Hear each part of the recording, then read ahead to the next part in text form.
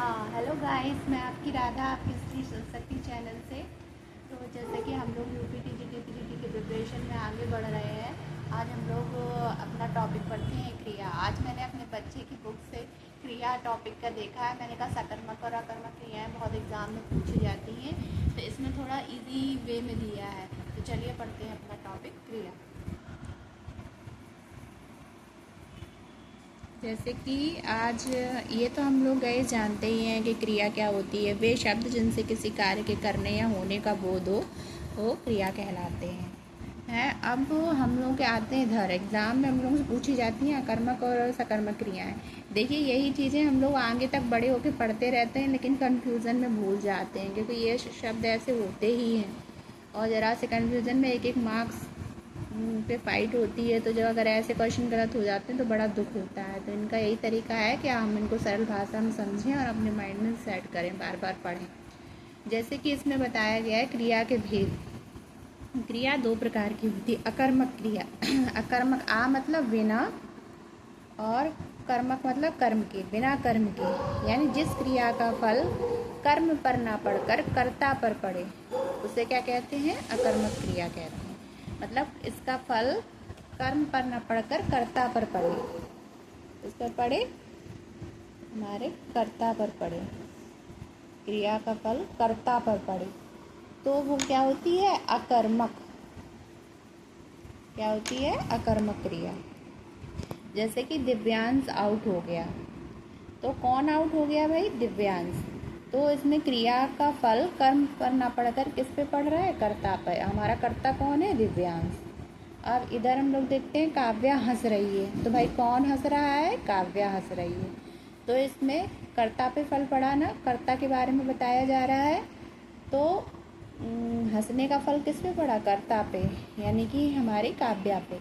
तो इसलिए यहाँ कर्म अकर्मक क्रिया है। नमित खा रहा है, तो नमित कौन खा रहा है? नमित खा रहा है, तो क्रिया का फल कर्ता पर पड़ रहा है, इसलिए यहाँ क्या है? अकर्मक क्रिया। बस इतना याद रखिए कि क्रिया का फल कर्ता पर पड़े तो वो होती है हमारी अकर्मक क्रिया। अब आगे हम लोग आते हैं। जहाँ क्या प्रश्न का उत्तर न मिलकर कौन प्रश्न का उत्तर मिलता है। जैसे हम लोग एग्जाम्पल इसका देखते हैं। जैसे बच्चा उछल रहा है, तो कौन उछल रहा है? हम लोग ये तो नहीं कहेंगे क्या उछल रहा है, कौन उछल रहा है? तो बच्चा, इसलिए यहाँ उछल रहा क्या है? अकर्मक क्रिया। क्रिया का फल कर्ता पर पड़े तो वो होती है अकर्मक क्रिया।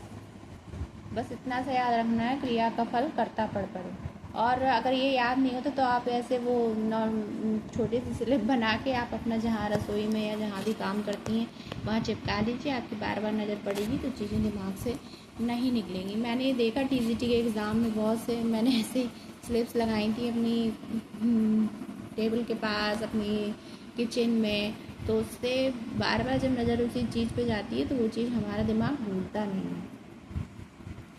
अब हम लोग पढ़ते हैं सकर्मक क्रिया के बारे में। सकर्मक मतलब सा प्लस कर्मक, यानी जिस क्रिया का फल कर्ता पर ना पड़कर कर्म पर पड़े।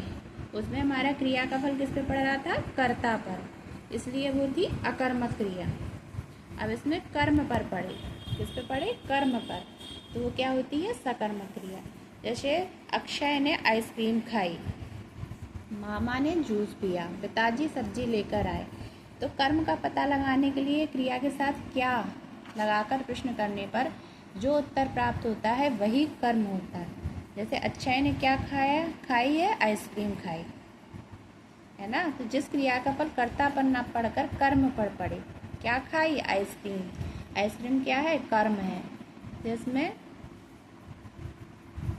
क्या खाई में अक्षय तो आ नहीं रहा है, क्या खाई मतलब क्या खाया? कर्म पर पड़ रहा है, तो आइसक्रीम। तो इसलिए ये सकर्मक। इसमें कर्म, बस एक याद कर लीजिए तो दूसरा याद हो जाएगा। जैसे सकर्मक में कर्म पर प्रभाव पड़े, सकर्मक कर्म पर पड़े तो, और उसमें कर्ता पर पड़े।